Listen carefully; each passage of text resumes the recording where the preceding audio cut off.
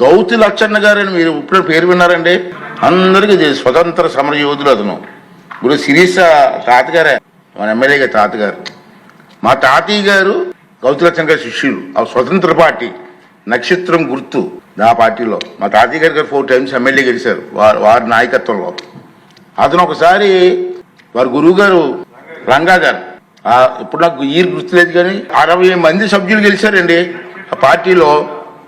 గెలిస్తే ఏమైందంటే గౌతి లక్షణ గారికి ప్రతిపక్ష హోదా ఇచ్చారు, నెంబర్ సరిపోయిందని.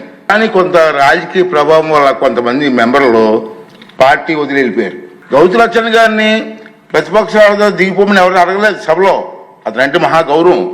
కానీ గౌతి లక్షణ గారు ఒక రోజు సభకు వచ్చి నా సభ్యులు నన్ను వదిలేసి వెళ్ళిపోయారు కొంతమంది, నేను ప్రతిపక్షంలో హోదాలో ఉండే అర్హత నాకు లేదు, నేను రాజీనామా ఇచ్చి వెళ్ళిపోతానని వెళ్ళిపోయారు.